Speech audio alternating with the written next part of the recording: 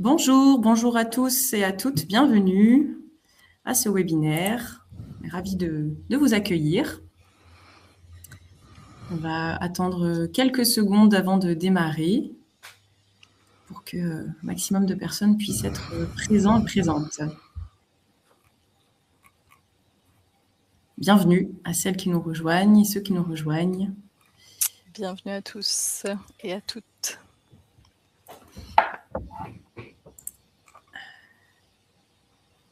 Bienvenue. Eh bien, je vous propose de démarrer ce webinaire.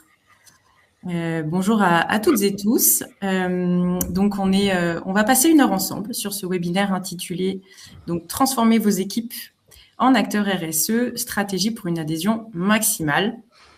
Un sujet qui nous tient à cœur à toutes les trois, à Sophie et à Lucie qui se présenteront juste après.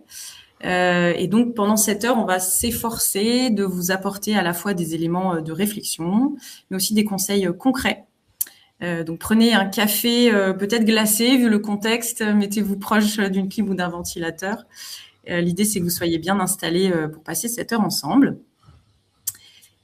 Alors, qu'est-ce qu'on va faire pendant cette heure? On va essayer ensemble de comprendre ce qui se joue en fait lorsqu'on souhaite embarquer des équipes dans des transformations, des changements, et donc plus particulièrement, vous l'aurez compris, dans des démarches qui sont liées à la RSE, et quelles sont aussi les compétences qu'on va développer pour s'emparer de ces sujets.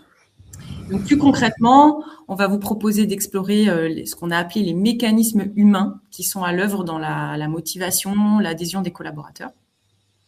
On va aussi chercher à comprendre quelles sont les conditions qui favorisent en fait l'engagement de ces équipes et celles qui peuvent aussi les freiner ou les empêcher. Et puis, grâce au témoignage de Lucie Chaplin, qui se présentera tout à l'heure, on va essayer d'identifier aussi des leviers d'action concrets avec son témoignage, qui nous permettra aussi de prendre un peu de hauteur sur nos pratiques en nous inspirant de son expérience. Avant de se lancer dans le concret, on voulait aussi vous dire que la présentation qui est projetée, mais également les outils dont on va vous parler, les ressources qu'on va vous partager, vous pouvez, si ça vous intéresse, les obtenir. Et pour ça, vous avez un bouton en bas de votre écran qui indique un intitulé, il me semble, être recontacté, simplement pour pouvoir nous adresser votre email et on fera partir un mail à l'issue du webinaire avec les ressources si ça vous intéresse de les obtenir. Voilà, donc n'hésitez pas à utiliser ce bouton. Alors, qui sommes-nous concrètement? Hop, voilà, c'est la bonne slide. Alors, avant de rentrer dans le vif, quelques mots sur nous. Donc, moi, je m'appelle Chloé Weimer, je travaille chez Osons Plus, donc la partie gauche de l'écran. Et nous, notre entreprise, donc on travaille avec le collectif Awana. Sophie, je te laisserai présenter Awana juste après. Donc, Osons Plus, c'est une jeune entreprise innovante en sciences sociales, en sciences humaines et sociales, et qui accompagne des organisations dans leur transformation culturelle, managériale, organisationnelle. Et donc, notre approche à nous, c'est de développer des démarches, des outils, des compétences pour mieux coopérer, décider et agir dans des contextes qui sont de plus en plus changeants. Et la question qui est au cœur de notre raison d'être, c'est la question du facteur humain. Et on en parlera tout à l'heure. Et notre mission, c'est de trouver la manière d'activer ce facteur humain, de développer le pouvoir d'agir des individus et des collectifs pour transformer durablement les organisations. Donc, faire de ce facteur humain des pépites dans la transformation des organisations. Et pour ça, on a plusieurs formats. On fait de la formation, de l'animation, de la facilitation d'ateliers et des séminaires en entreprise. Voilà, j'en dis pas plus. Je te laisse rapidement présenter Awana et puis on va pouvoir se lancer dans le vif du sujet. Sophie.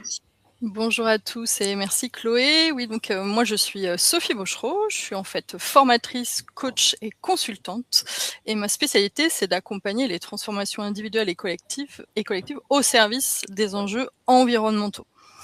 Je fais donc partie du collectif Awana, qui est partenaire de Ozon, et notre collectif Awana, c'est vraiment un collectif original, basé à Bordeaux et à Paris, dans lequel on a envie en fait de faire émerger un monde dans lequel l'économie et les systèmes humains naturels seraient réconciliés. Et en fait, Awana, je ne sais pas si vous le savez, ça veut dire tisser en quechua. Et donc nous, ce qu'on cherche à faire, c'est de tisser les liens qui transforment. En fait, on cherche à aligner et engager les dirigeants, les collaborateurs, les partenaires dans des dynamiques qui vont être enthousiasmantes, des dynamiques de transformation des organisations, donc des dynamiques de transformation humaine et des transformations aussi de modèles économiques. Et pour ça, notre originalité, en fait, c'est d'associer le conseil stratégique, la formation et la partie coaching, puisque le coaching permet vraiment de faire l'empouvoirment individuel et collectif et la transformation profonde de nos façons d'être, et de nos psychés quelque part. Donc nous, voilà, en tant que cabinet de conseil, cabinet d'accompagnement, la spécificité, c'est vraiment se dire, on accompagne par le facteur humain. On part toujours des équipes, des individus, de l'intelligence collective pour faire des transformations qui vont pouvoir opérer vraiment. Et on n'amène pas seulement notre expertise sur les enjeux RSE ou sur les enjeux divers des entreprises. On a envie d'aller embarquer ce fameux facteur humain, donc qu'on vous définira tout à l'heure. Pour faire ça, par exemple, voilà, le type de mission qu'on a, c'est accompagner dans devenir société à mission en mobilisant les équipes pour faire tout ce process. On fait par exemple du coaching de dirigeants, du coaching de managers pour développer le leadership, être capable ensuite d'embarquer. On fait de la co-construction de feuilles de route RSE avec les équipes aussi. Et puis donc on donne des formations très spécifiques, notamment à destination des responsables RSE ou des chefs de projet RSE, pour apprendre à engager et mobiliser autour de cette transformation RSE, à renforcer son leadership, à embarquer ses parties prenantes et ainsi pouvoir générer un impact durable. C'est important pour nous vraiment d'accompagner sur ces sujets, puisque voilà, vous voyez l'ampleur des enjeux à traiter, qui se rappelle à nous là encore plus aujourd'hui, où on voit que voilà, ce n'est pas demain et après-demain, c'est déjà là aujourd'hui, et pour autant il faut bien préparer l'avenir et se transformer pour demain. Voilà, donc nous, accompagner le facteur humain nous permet de maximiser les chances de réussite d'un projet tout en prenant soin des équipes et des personnes et des individus qui composent vos organisations et avec lesquels vous travaillez aussi au-delà. Et donc c'est pour ça qu'on a choisi de coopérer avec Cause en Plus, puisqu'on se retrouve en tout cas sur cette façon d'aborder les questions et d'accompagner les individus et les organisations. Et donc aujourd'hui, on a choisi d'inviter Lucie Chaplin à nos côtés, qui est la directrice impact de Happy, puisqu'elle va nous parler, en tout cas elle, de son témoignage de c'est quoi une vie de directrice impact et RSE, et surtout c'est quoi ses pratiques et comment elle fait pour réussir véritablement à mobiliser, embarquer, et puis qu'est-ce qu'elle a appris aussi en faisant par rapport à ça. Peut-être on peut commencer en vous demandant qui vous êtes. Oui, nous on s'est présenté, et peut-être rapidement nous partager dans le chat. Donc vous avez un chat participant là, vous pouvez nous indiquer peut-être deux choses. D'où vous vous connectez aujourd'hui, la région, la ville, juste en un mot, et puis quelle est votre fonction dans votre organisation actuellement. Ça nous permettra aussi de nous rendre compte de votre niveau d'acoquinage, si je peux dire comme ça, avec le sujet de la RSE, et comprendre, de voir un peu vos contextes de travail. Donc, n'hésitez pas à nous partager rapidement juste dans le chat. Donc, d'où vous êtes connecté aujourd'hui, votre région, votre ville, et votre fonction dans votre organisation. Et comme ça, on pourra lire au fur et à mesure, et puis ça viendra mettre de l'eau dans le moulin. Eh bien, je te laisse poursuivre, Sophie. Alors, on a une directrice RSE connectée depuis Paris. Bonjour Céline, merci pour cette participation et cette première réponse. Et remettez-nous, il y a quelqu'un qui indiquait dans le chat qu'on n'entendait pas forcément très bien. Dites-nous voilà, si vous entendez un problème, sinon on continue comme ça. Alors, directeur RSE au niveau national chez Harmonia. Super. Merci beaucoup.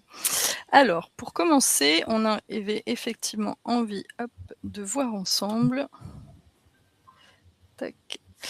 de comprendre en fait pourquoi les stratégies RSE parfois ou souvent n'aboutissent pas ou en tout cas n'atteignent pas les objectifs qu'elles souhaitent ou n'arrivent pas à embarquer. Peut-être aussi une forme de voilà, vous pouvez sentir si vous êtes vous-même directeur RSE, de se dire: «OK, j'ai un peu l'impression de tout porter à bout de bras tout seul, voire avec mon équipe». Donc qu'est-ce qui fait éventuellement que vous vous sentez seul ou vous sentez que vous n'arrivez pas à atteindre l'impact que vous souhaitez sur vos politiques RSE? Alors, on va repartir d'abord d'un constat de départ. C'est, bah, vous le savez, on vit dans un monde particulièrement fluctuant, avec des bouleversements qui sont multiples.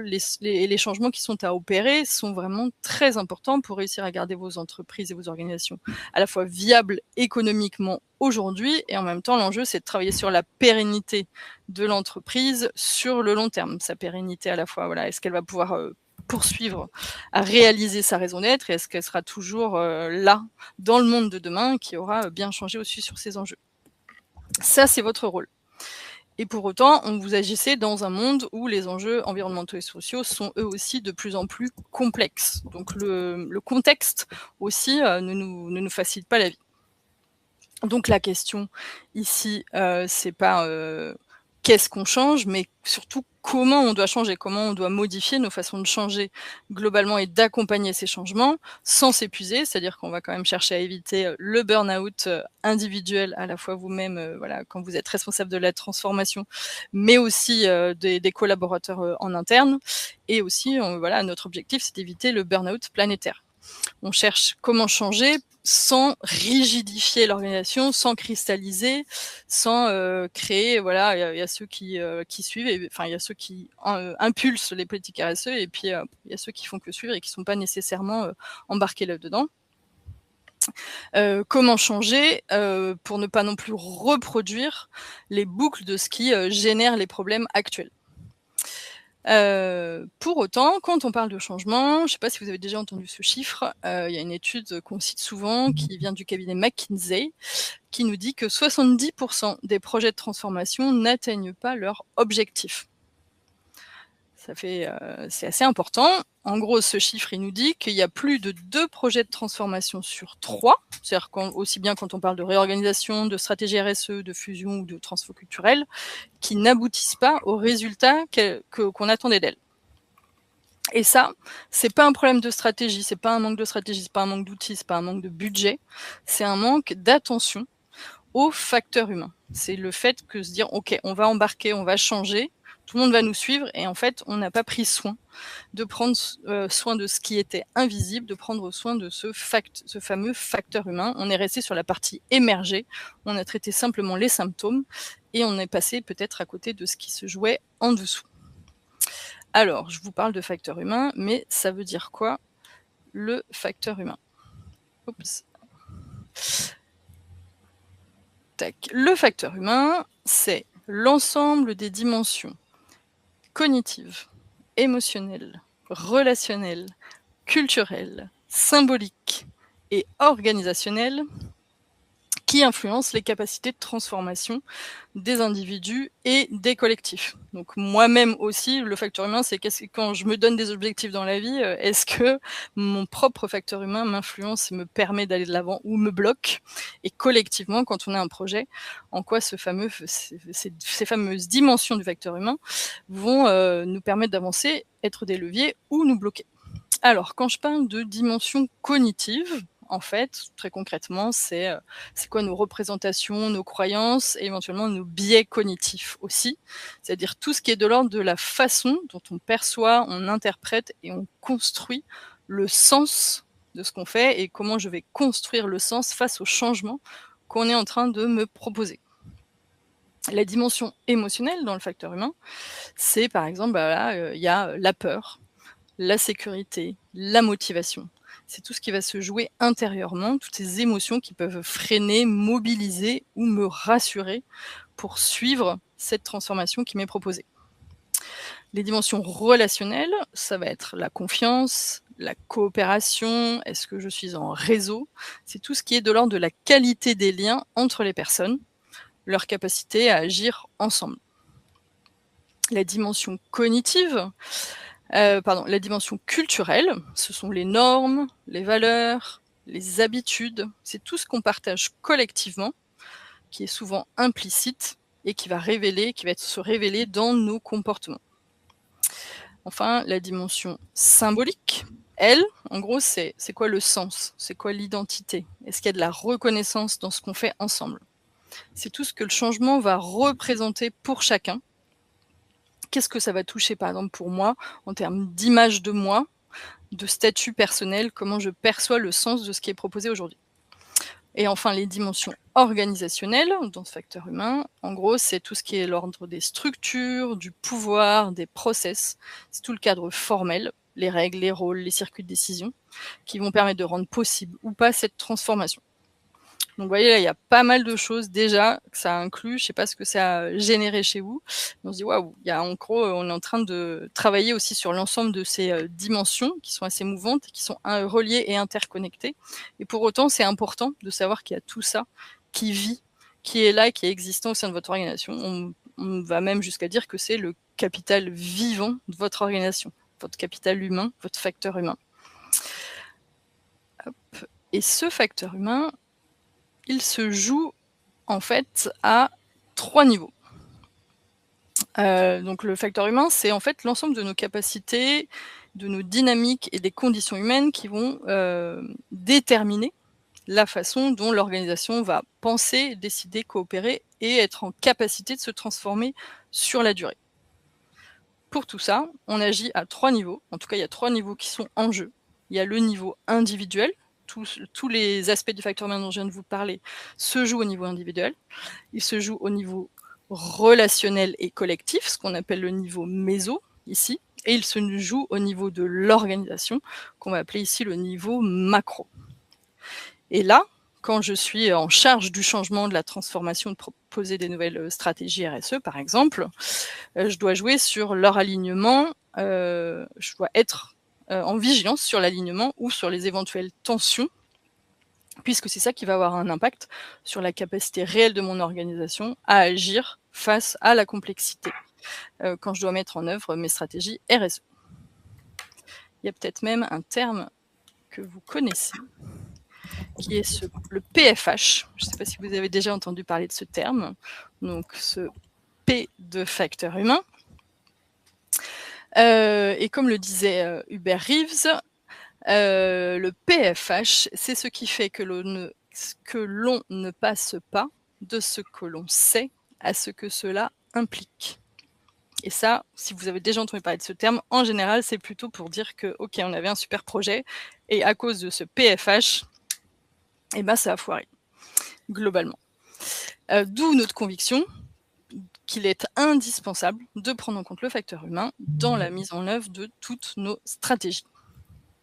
Comment on prend en compte ce facteur humain? Eh bien, nous, on aime bien proposer la théorie de l'iceberg que vous voyez ici.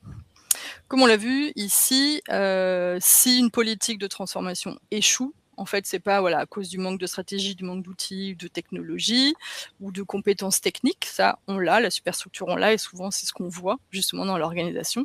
Par contre, ça va échouer à cause de ce qui se passe en dessous de la ligne de flottaison de cet iceberg. Et ça s'applique aussi bien dans la vie que dans votre organisation en permanence. Vous avez ce qui est visible. Donc ce qui est visible, c'est les projets, les comportements. On voit qu'éventuellement, dans les comportements, il y a des conflits. On voit un certain rythme pour travailler ou pour communiquer. On voit des process, on voit des modalités de gouvernance, on voit des modèles économiques. Tout ça, vous pourriez presque vous dire, ok, j'arrive dans l'entreprise, je pose ma caméra, je découvre ça, je sais que je peux observer tout ça. Et puis, sous la surface, il y a toutes les dimensions invisibles. Et en fait, ces dimensions invisibles, c'est aussi celles qui sont presque les plus profondes, les plus ancrées en nous, celles qui viennent peut-être aussi de plus loin dans le temps, quoi. Globalement, elles s'articulent aussi par notre histoire, notre vécu. Dans ces dimensions, je vais retrouver les histoires, les récits qu'on se raconte, les émotions, les croyances individuelles, les croyances collectives, les valeurs, les codes culturels, nos schémas mentaux, nos biais cognitifs. Et en gros, ce qu'il faut vraiment, c'est comprendre cette partie invisible, cette partie sous la surface, et que c'est elle qui pilote nos véritables comportements. C'est-à-dire quand vous voulez embarquer vos collaborateurs, vous dites, allez-y, mobilisez-vous, suivez-nous dans ce qu'on vous demande de modifier dans vos politiques, enfin dans vos façons de faire votre métier au quotidien. Eh bien, c'est en grande partie ce qui se passe sous la surface qui va faire qu'on va coopérer d'une certaine façon, qu'on va agir d'une certaine façon. Et donc c'est ça aussi qui va guider nos décisions, qui va faire que voilà, je décide ça ou ça, je te suis pas, dans ce que tu me proposes. Pour être très concret, on va prendre l'exemple des entreprises. Vous vous souvenez quand les entreprises ont dit: «Bah tiens», ont eu envie de, favoriser les mobilités douces et de se dire: «Bah tiens, on va tous, aller, à vélo, au travail à vélo». L'enjeu était, voilà, pour améliorer, vos politiques, enfin vos enjeux RSE, vos politiques RSE, d'inciter les collaborateurs à venir à vélo. Qu'est-ce qu'on voit? Dans ce qu'on pouvait observer sur la ligne haute, le visible, on voyait, voilà, il y a la capacité de mettre en place des politiques, des notes de service, des chartes de mobilité, de la com interne. On peut faire des incitations concrètes. On dit: «Ah bah tiens, on a mis en place le forfait mobilité durable, la prime vélo, les indemnités kilométriques». On a mis en place des équipements, du parking à vélo, sécurisé, des douches, des vestiaires, des kits de réparation. On peut chiffrer, on peut avoir des KPI, se dire: «OK, on va calculer le nombre d'inscrits, le taux d'utilisation, la baisse du nombre de places de voitures sur le parking». Il y a des choses qu'on peut soi-même chiffrer et décider de réduire ou d'augmenter. On peut mettre en place des process, des formulaires de demande, le suivi des remboursements, par exemple. Et pour autant, potentiellement, c'est pas ça qui va faire. On pourrait éventuellement observer que les chiffres ne suivent pas, les comportements ne changent pas malgré tout ce qu'on a mis en œuvre et qu'on peut voir ici. C'est peut-être parce que sous la surface, dans l'invisible, il y a quelque chose qui coince. Peut-être que nos collaborateurs, ils avaient certaines croyances individuelles et collectives. Par exemple, ils se disent: «Si j'arrive à vélo, je vais pas avoir l'air sérieux sur ce poste». Peut-être c'est des choses, voilà, en tout cas, qu'on pouvait se dire avant. Après les comment dire? Les choses ont évolué, mais tout au début, quand on est allé allons-y tous à vélo, on pouvait se dire ça. On pouvait dire: «De toute façon, ça marchera jamais, on n'a pas la culture d'Amsterdam ici». Peut-être qu'en dessous de la surface, il y avait des émotions. Peut-être que voilà, les collaborateurs se disent: «Ah mais et s'il pleut? Et si je suis en sueur? Et quelle image je vais renvoyer quand je vais arriver en réunion, si je suis tout trempé?» Peut-être que les personnes ont peur avec, du fait de la sécurité routière sur le trajet, aussi. Il y a les récits et les histoires qu'on se raconte. Peut-être qu'ils se disaient: «Ici, ceux qui réussissent, ils arrivent en voiture. C'est le signe d'un statut ou d'une certaine position dans l'entreprise». Peut-être qu'ils avaient aussi le souvenir d'un collègue qui avait eu un accident à vélo et qui était encore présent dans leur tête, ce souvenir. Il y a aussi une question de culture, d'entreprise. Est-ce qu'on est dans une culture d'entreprise où, le présentéisme, arriver bien à l'heure et être bien impeccable, c'est ce qui est, valorisé? Est-ce qu'on est dans une culture entreprise ou dans un secteur d'activité où, la sobriété vestimentaire et l'image payent pour, voilà, être crédible et être promu? Quelles sont les valeurs aussi qu'on va afficher? Est-ce que ces valeurs, entre les valeurs affichées, on est une entreprise super engagée, et les valeurs réelles et vécues, où ici ce qui compte en fait c'est la performance visible? Est-ce qu'il y a un alignement ici? Si les valeurs sont pas alignées, potentiellement ça peut bloquer, frotter à l'intérieur et bloquer à faire ce changement de comportement. Et puis il y a les schémas mentaux, les biais cognitifs. Voilà, je sais pas si vous en connaissez quelques-uns, par exemple le biais de statu quo: «Ah bah j'ai toujours fait comme ça. Je suis toujours venu en voiture, donc la difficulté à changer ce comportement». Il y a le biais de représentativité. Moi, le vélo, c'est pour les écolos et donc c'est pour les militants écolos, donc ça fait pas pro. Tout ça, ça fait que potentiellement, on peut se heurter à des taux d'adoption du vélo qui soient plus faibles que ce qui serait possible au regard de toutes les politiques objectives que vous aviez mises en place. Dans ce cas-là, ce qui est proposé, c'est de se dire: bah, on va aller travailler donc justement sur ce bas de l'iceberg. On va travailler par exemple les récits. L'idée, par exemple, c'est de faire témoigner des collaborateurs, que tout le monde respecte, que tout le monde, dont tout le monde suit l'avis, par exemple, qui peuvent être influencés, et faire témoigner ces collaborateurs, ceux qui viennent à vélo, et pas faire témoigner que les convaincus ou ceux qu'on voit comme les écolos activistes, on va dire. On va travailler sur les normes du groupe. Est-ce que les managers et les figures d'autorité dans l'entreprise prennent le vélo? Si c'est la norme aussi à cet endroit-là, il y a des chances que ça devienne la norme un peu partout dans l'entreprise. On va travailler sur les peurs concrètes. Ok, s'il y a des peurs sur la question de la sécurité, eh ben on va les travailler, des itinéraires sécurisés, de la formation à la conduite en ville, peut-être du parrainage pour que nos collaborateurs viennent ensemble pour lever leurs peurs. Et on peut travailler sur le sens.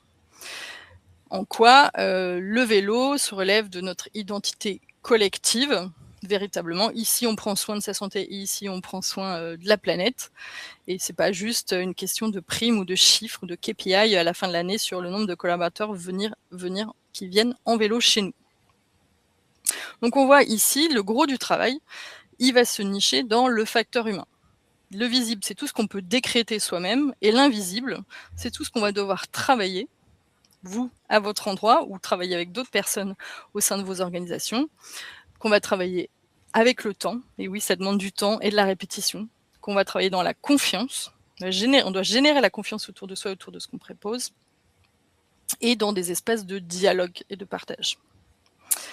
Pour faire tout ça, alors je ne sais pas si c'est des choses dont vous êtes déjà familier, vous posez ces questions-là, si vous pensez déjà à ça quand vous développez vos propres pratiques. Il faut développer en fait chez soi certaines soft skills aussi. Et donc sur ça, nous, il y a un référentiel qu'on aime beaucoup, c'est les IDGs, les Inner Development Goals. Donc en gros, c'est les compétences de développement intérieur, de développement personnel en fait, qui ont été développées pour répondre aux enjeux complexes du monde d'aujourd'hui. Donc si vous savez, on vit dans un monde VUCA, volatile, complexe et ambigu, voire dans un monde banni, c'est-à-dire fragile,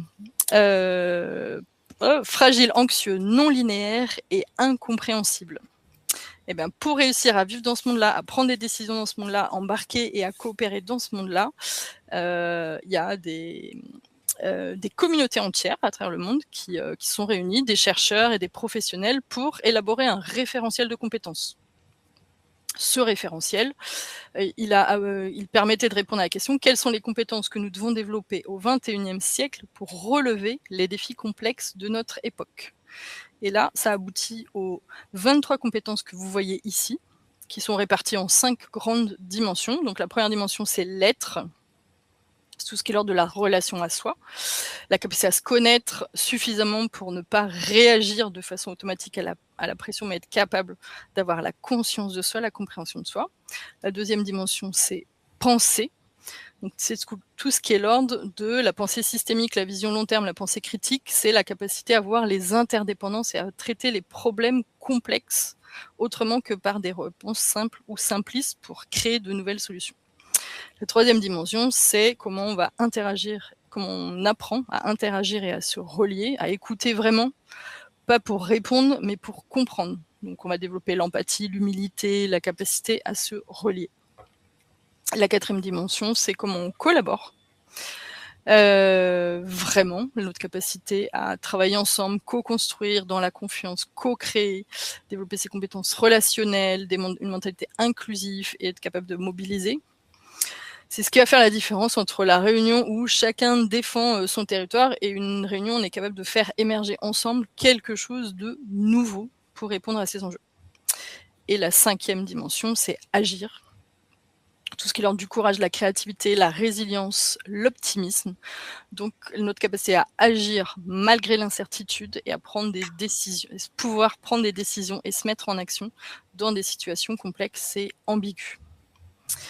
Donc voilà, l'idée c'est, vous avez plein de hard skills qui sont déjà très intéressantes et qui permettent de faire votre métier au quotidien. Et en plus de ça, il y a un besoin aujourd'hui de véritablement développer ces soft skills pour réussir à embarquer, mobiliser vos collaborateurs, vos parties prenantes, vos écosystèmes externes et internes pour que ça prenne vraiment et aussi pour que vous ne soyez pas forcément les seuls à porter ça. Pour vous expliquer comment on met en œuvre tout ça, on va voir avec Lucie, donc qui va nous raconter, un peu, son expérience et son quotidien de directrice impact de Happy les Supérettes. Lucie, est-ce que tu peux te présenter? Oui, merci Sophie. Bonjour à tous, merci pour l'invitation à témoigner. Je vais vous livrer aujourd'hui, voilà, je vais répondre aux questions de Sophie et Chloé aujourd'hui, mais c'est surtout, voilà, vous livrer des outils qui soient applicables ou qui vont pouvoir vous inspirer et dans votre quotidien. N'hésitez pas à mettre vos petites questions aussi si vous en avez. Donc Happy les Supérettes, c'est une entreprise qui a été créée il y a 3 ans, bientôt 3 ans et demi. En fait, notre concept, c'est qu'on ouvre des petites supérettes dans des bungalows de camping, comme vous voyez sur la photo, qui sont en libre service. C'est dans des villages où il n'y a plus du tout de commerce. Donc l'idée, c'est de pouvoir redonner accès à un service de proximité, permettre aux gens de faire leurs courses dans les villages à la campagne, sans prendre la voiture ou sans aller dans des grandes zones commerciales. C'est des supérettes qui sont ouvertes 7 jours sur 7 et qui ont du coup pour vertu de proposer tous les produits du quotidien à prix supermarché. Et donc en 3 ans et demi, on a fait une très forte croissance, donc c'est important de bien avoir ça en tête par rapport à ce que je vais vous expliquer juste après. On a ouvert 157 magasins en 3 ans et demi, donc quasiment un par semaine. Et on a intégré 130 salariés, pareil, en 3 ans et demi. Donc ça fait pareil aussi, quasiment un salarié à intégrer, à sensibiliser à notre mission toutes les semaines dans l'entreprise. Voilà. Et donc on est présent dans 4 régions et 21 départements pour vous faire le panorama. Et donc aujourd'hui, sur les 130 salariés, vous allez avoir un comité de direction qui est basé à Bordeaux, avec les fonctions de support à Bordeaux qui représentent peut-être 40 salariés. Et après, vous avez l'ensemble de nos salariés qui sont sur le terrain, dans nos départements et dans les communes rurales pour pouvoir faire vivre ces supérettes-là et les entretenir et leur permettre d'ouvrir. Voilà. Merci beaucoup Lucie. Est-ce que, pour commencer, est-ce que tu peux nous raconter un peu c'est quoi les difficultés que tu peux rencontrer au quotidien? C'est quoi le quotidien d'une responsable, d'une directrice RSE? Qu'est-ce qui est compliqué pour toi quand il s'agit d'embarquer sur les politiques RSE? Ouais, donc il y a pas mal de choses qui sont très positives et très faciles, mais il y a quand même des choses qui sont pas évidentes. La première chose pour moi, c'est vraiment de mobiliser les gens, d'arriver de passer de la théorie ou de la stratégie qui a été effectivement écrite à l'action sur le terrain avec des faits concrets, des preuves tangibles, observables, mesurables. Donc mon métier, moi je dirais pour la moitié de mon temps, mon métier c'est vraiment de passer du temps à animer, à mobiliser, à mettre en mouvement les gens.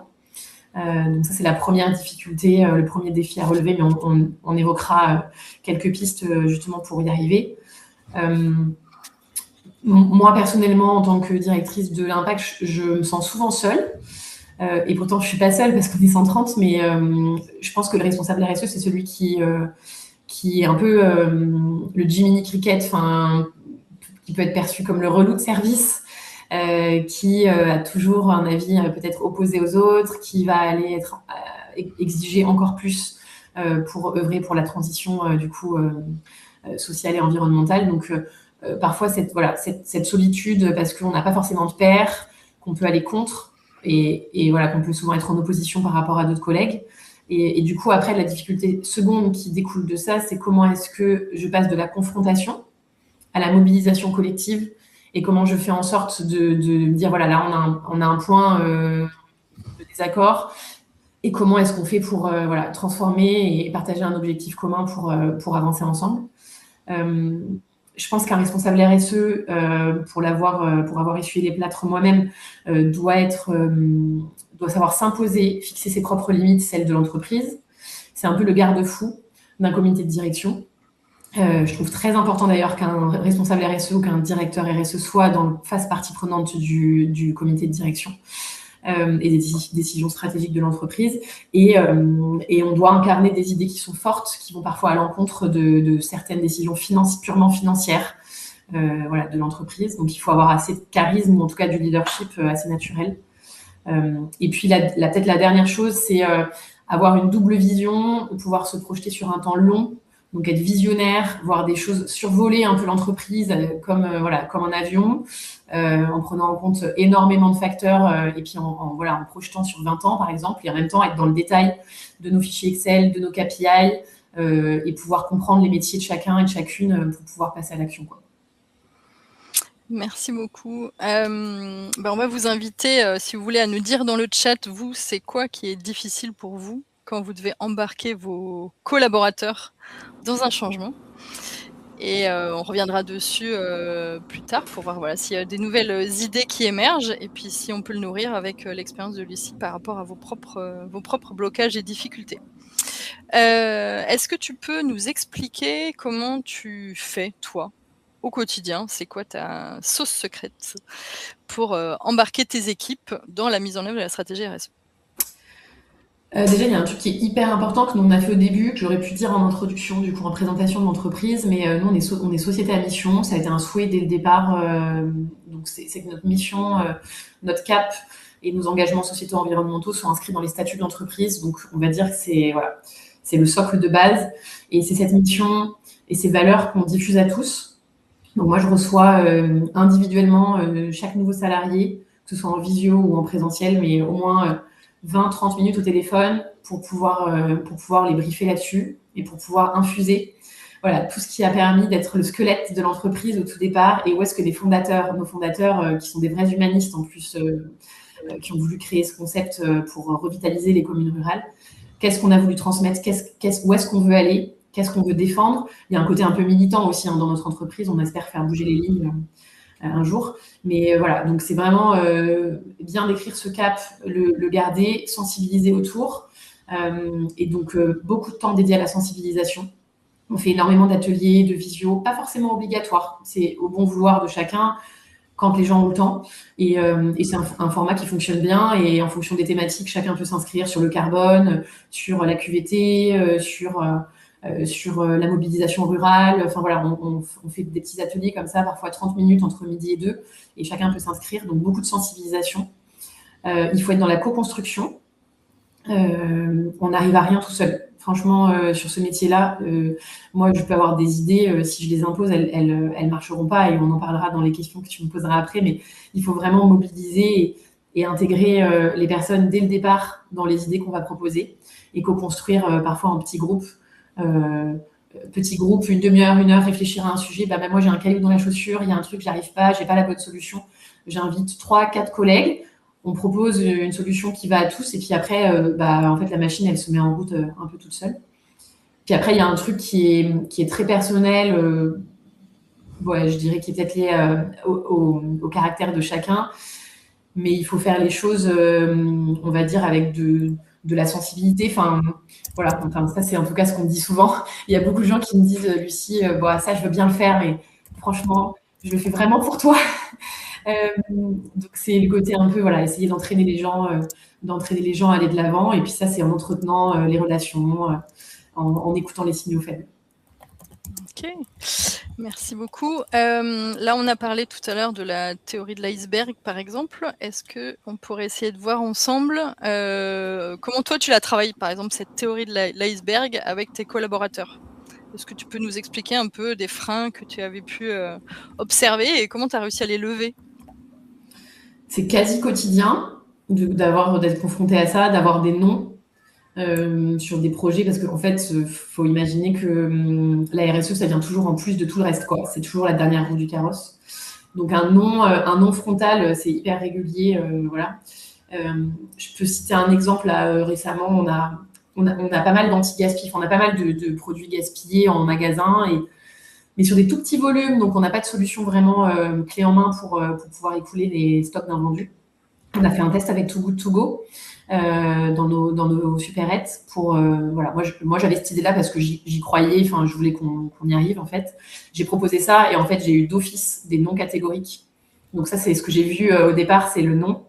Et puis cette réponse, qu'est-ce qu'elle implique? Pour moi, c'est questionner, c'est écouter. Quels sont les freins en fait que les gens, pourquoi est-ce qu'ils me disent non en fait? Alors il y a j'ai pas le temps, c'est trop compliqué, je connais pas ton truc, je suis nulle en technologie, les applications c'est pas pour moi. Qu'est-ce qu'il peut y avoir d'autre? Il peut y avoir, ça marchera jamais à la campagne parce qu'en fait, c'est un truc pour les urbains. Donc ça, c'est vraiment, voilà, écouter, prendre le temps de comprendre pourquoi les gens disent non. Donc on a cette deuxième couche, en fait, où on arrive à déjà ouvrir un peu le dialogue sur ces sujets-là, mieux comprendre pour pouvoir tirer les ficelles. Et puis après, c'est comment est-ce que ces freins-là, je les accompagne et je les débloque. Sur la question du temps, eh ben, il faut pouvoir réallouer du temps si on estime que ce projet est prioritaire. Donc là, c'est aller voir le manager et dire, écoute, voilà, ton collaborateur, là, il exprime le fait qu'il n'a pas le temps. Pourtant, c'est un sujet vraiment primordial. Comment est-ce qu'on peut adapter son planning? Il y avait ceux qui m'avaient dit, c'est impossible, je ne peux pas être là à heure fixe pour remettre le panier Too Good To Go de produits d'invendus. Ce qui est vrai. J'y avais pas pensé. Et en fait, en échangeant, on a pu travailler aussi avec Too Good To Go pour adapter la solution à nos salariés. Et donc, du coup, on a adapté pour que le panier puisse être mis en libre service dans notre modèle qui est quand même assez nouveau. Et que, en fait, ça leur a demandé quasiment aucun temps en plus. Ils préparent le panier plutôt que de jeter à la poubelle et le mettre dans un sac et ils le laissent en rayon dans un frigo. Donc, en fait, voilà, des deux côtés, c'est savoir pouvoir désamorcer ça. Et puis après, on débloque les freins, on propose une solution qu'on arrive à construire ensemble.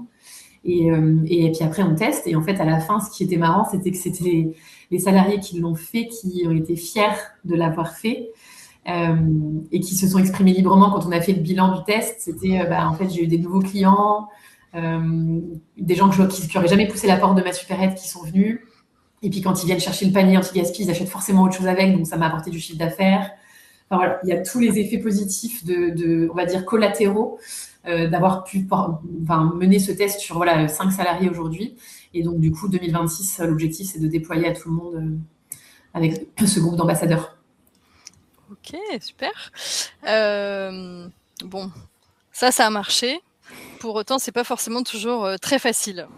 Je sais que tu as eu parfois toi-même besoin, en tout cas, d'aller à l'encontre peut-être de des décisions du management du CODIR. C'est quoi ta méthode? Il y a des choses, alors moi, il y a des choses qui, effectivement, dans le CODIR, parfois ne sont pas en phase avec la stratégie qu'on a écrite, donc toujours se référer à la stratégie. On a tous signé, hein, donc normalement, on doit se la respecter. Et puis, quand encore, malgré tout, ça déborde, moi, j'essaye de faire preuve d'assertivité. Donc, quand je dis assertivité, c'est vraiment, il faut être cohérent entre l'objectif qu'on avance, donc la tête, vraiment, le cœur, donc faire les choses, ce qui nous semble bon pour l'entreprise, et le faire en bon père de famille, en bon gestionnaire de père de famille. Et quand on avance un non, qu'il est justifié, en disant on s'était dit ça il y a 3 ans et on doit tenir notre promesse, et puis le faire et l'affirmer. Après, c'est une question de courage, hein, au sein du CODIR, c'est que parfois taper du poing et dire je suis pas d'accord. Quand on le fait de façon assez affirmée et puis en donnant du sens à ce qu'on avance, normalement ça marche plutôt bien. Et il y a des exemples là. Il y a un truc, moi, qui m'a un peu mis hors de moi sur la dernière étude de QVT qu'on a fait auprès des salariés, où il y a une surcharge de travail qui avait été effectivement identifiée. On a balayé le sujet en 5 minutes en CODIR. Moi, c'est pas possible. C'est pas possible, ce genre de choses. Donc, du coup, c'est dire, là, je suis pas d'accord avec vous. Et vous êtes co-porteur de co-responsable de ce sujet. Je ne suis pas seule.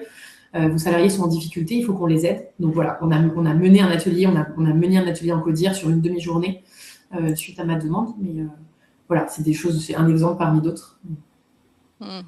Merci. Globalement, effectivement, là, tu viens de nous dire tout à l'heure, tu nous expliquais quand les gens freinent ce que tu faisais. Moi, ce que j'ai aussi particulièrement apprécié dans le partage que tu nous as fait au préalable, c'est que tu disais, en fait, la première chose que tu fais, c'est que tu cherches à comprendre les freins, à confronter, à questionner et à oser demander derrière, mais de quoi tu as peur? Ouais. Qu'est-ce qui te fait peur? Fait peur.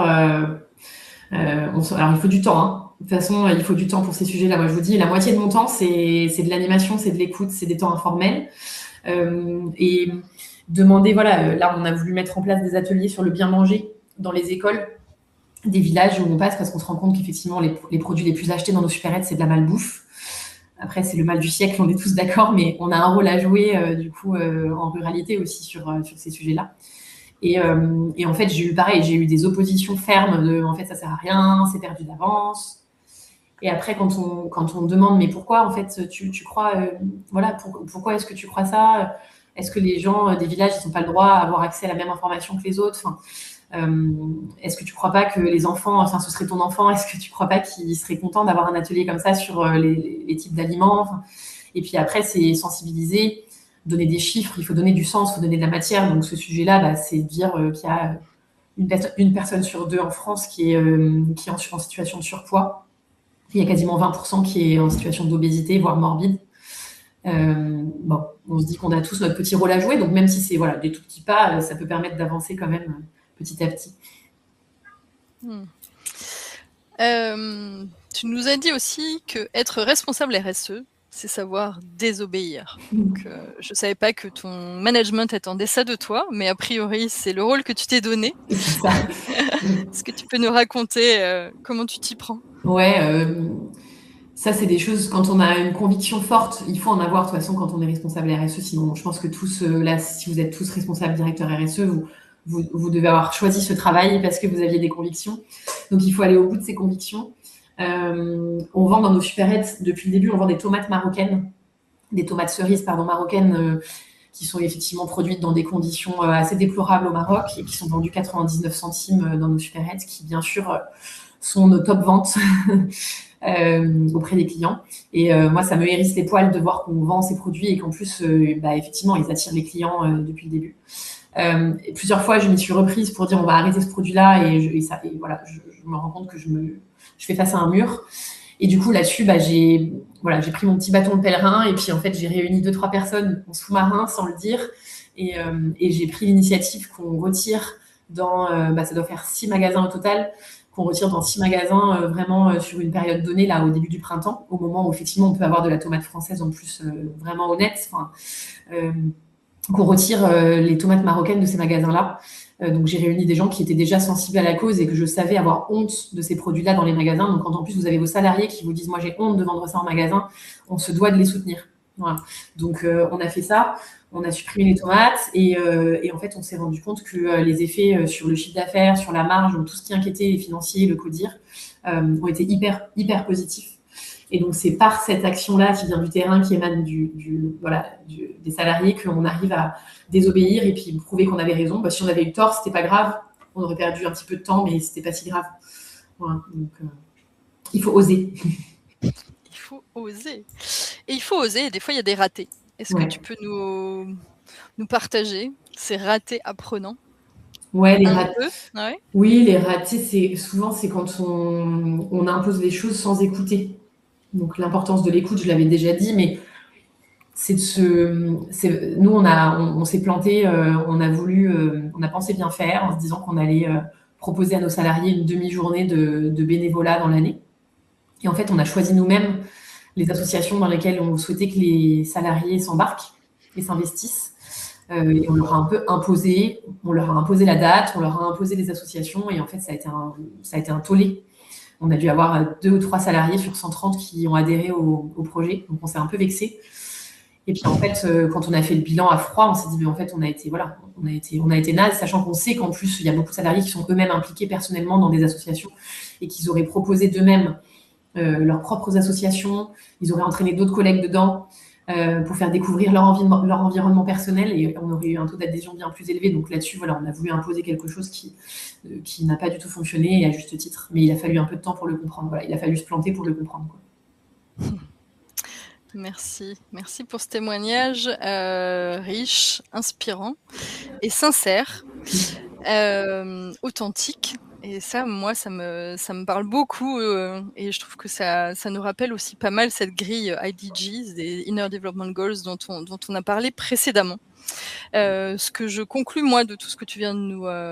si je peux me permettre de faire, en synthèse, de faire ressortir quelques-uns des éléments principaux que tu nous as partagés, c'est que déjà, globalement, ça tient quand même beaucoup à tes qualités, ta capacité personnelle à être à l'écoute de toi et à l'écoute des autres là-dedans, à développer tes qualités de leadership pour permettre d'embarquer l'ensemble de ses collaborateurs, alors que il y a que toi qui mets en œuvre ces enjeux RSE avec une autre personne à tes côtés. Mais l'enjeu, c'est vraiment que ça soit tout le monde qui porte, quoi qu'il arrive, la RSE au sein de l'organisation. Ce qu'on a remarqué, voilà, globalement, dans ce que tu développes, c'est d'abord écouter. Donc, quand tu racontes, voilà, ta capacité à oser poser la question de quoi as-tu peur. Pour moi, là, on est dans une posture de coach, quoi, de manager coach. C'est écouter vraiment, savoir questionner, savoir comprendre les gens dans leurs peurs et leurs freins qui sont différents, et être OK d'aller regarder les peurs de chacun et les freins de chacun. C'est la capacité à animer, être capable d'animer des groupes, de travailler en intelligence collective. C'est la capacité d'incarner, d'être aligné entre les valeurs, le sens, ce qu'on raconte, le cap qu'on s'est fixé, et incarner aussi dans cette forme d'authenticité qui est présente aussi au quotidien. C'est ta capacité à mettre en œuvre et oser tester. Donc on retrouve aussi ici dans ces compétences dont on a besoin pour accompagner ce changement. C'est accepter de se planter, parce que c'est en se plantant que ça pousse, comme on dit, et d'apprendre aussi au fur et à mesure. C'est grâce à ça qu'on va pouvoir apprendre et puis ensuite améliorer en tout cas ce qu'on fait. Et puis c'est accepter d'être agile. Il y a un côté, voilà, il n'y a pas de dogmatisme dans ce que tu fais. On teste, on regarde, et puis on voit ensuite quelle est la meilleure solution par rapport à tout ça. Donc voilà, quelque part, moi j'ai l'impression que tu incarnes un certain nombre de ces valeurs ici, et c'est pour ça qu'on avait trouvé ça intéressant, en tout aussi également en toute humilité par rapport à ça, pour se dire voilà, on est ce qu'on est, on part aussi chacun avec sa propre personnalité, mais c'est aussi des compétences qu'on peut développer quand on en prend conscience. Quand on prend conscience que c'est ça qui va nous aider, eh bien on peut aller les travailler spécifiquement. Je vais vous partager un dernier petit tips en tant que responsable de la RSE ou responsable de la transformation. Peut-être si vous avez besoin de vous souvenir de c'est quoi 3 grands piliers qui vont me permettre de mobiliser et de motiver les collaborateurs à nous suivre dans cette transfo. Moi, je dirais, dites-vous, il y a 3 axes à travailler: valeur, acteur, saveur. Déjà, c'est assez facile de s'en souvenir. Valeur, acteur, saveur. Donc, la valeur, c'est de se dire, OK, on a une vision, on la partage et on s'appuie sur nos valeurs et sur les valeurs qui sont importantes pour les gens, pour les faire bouger et les embarquer. Le deuxième pilier acteur, c'est donner à chacun son pouvoir d'agir, son autonomie, son initiative. Permettre à vos collaborateurs de dire, et moi, qu'est-ce que je peux faire à mon niveau, au niveau de mon métier? Est-ce que je suis équipée pour faire ce changement? Est-ce que je sais comment faire? Est-ce que j'ai les compétences? Est-ce que j'ai le droit d'agir? Et c'est aussi l'idée de rendre visibles les premières victoires. C'est ça qui va ensuite motiver quand on voit qu'il y en a d'autres qui font et qu'il y a des premiers succès sur lesquels on peut s'appuyer. Et enfin, c'est la saveur. C'est aussi, surtout et avant tout, penser à travailler la qualité des liens, la qualité de ce qu'on vit ensemble quand on est dans l'organisation et quand on avance sur ces différents processus. Est-ce que tu voulais ajouter quelque chose, ou est-ce que Chloé, à l'écoute de ce témoignage, ça t'inspire quelque chose? Moi, j'ai la question du prochain pas, mais peut-être qu'on va y aller, ensemble. On va y aller ensemble. Effectivement, là, on avait aussi envie de vous outiller, de vous proposer quelques outils pour vous permettre et moi, de là où je suis, en tant que j'ai sous ma responsabilité d'embarquer ces transformations et d'embarquer mes collaborateurs pour ça, qu'est-ce que je peux faire? Nous, on a quelques petites idées, donc je vous disais, à vous suggérer. Une première idée, c'est de peut-être faire votre auto-diagnostic sur les IDGs, justement, c'est Inner Development Goals. Et pour ça, donc justement, osons à développer un outil spécifique, un outil que vous pouvez faire vous-même en ligne, votre propre auto-diagnostic pour savoir où vous en êtes de ces 23 compétences à développer, faire le point, savoir ce que ça veut dire chez vous, et puis celles que vous avez besoin peut-être de travailler, de développer un petit peu plus. Donc, comme le disait Chloé au début de notre webinaire, si vous voulez qu'on vous envoie cet outil pour faire votre auto-évaluation, vous cliquez sur le bouton « Être recontacté » et puis on vous enverra le lien pour que vous fassiez vous-même votre auto-diagnostic. Deuxième idée, ça peut être d'intégrer cette matrice des Inner Development Goals dans vos propres référentiels de management, les référentiels RH, se dire ok, ça peut être une façon pour nous d'avoir un cap pour se dire comment on fait le développement des compétences en interne et puis comment aussi on observe les évolutions internes du corps de nos collaborateurs. Et ça, c'est par exemple Ikea, Ericsson, Google ou un hôpital à Barcelone qui utilisent déjà, en tout cas, ce référentiel de compétences pour driver et accompagner leur richesse humaine et leur transformation. Une autre idée, ce qu'on peut vous suggérer, c'est que nous, Osons Plus et Awana, on a justement développé une formation spécifique à destination des responsables RSE et des directeurs RSE et chefs de projet RSE, ou toutes les personnes qui accompagnent la transformation interne autour de ces enjeux-là, se rassembler et ensemble, pendant 3,5 jours, globalement, se dire on va aller développer nos compétences pour renforcer notre leadership et apprendre à embarquer les parties prenantes pour générer cet impact durable. Donc là, on a des sessions qui arrivent prochainement sur Bordeaux, sur Paris et sur Lyon. Donc si ça vous intéresse, on peut vous envoyer les dates et les différentes modalités pour y participer. On peut aussi prendre un rendez-vous avec vous pour voir et ajuster si ça correspond à vos besoins exactement et vous donner plus de détails aussi sur le contenu de cette formation.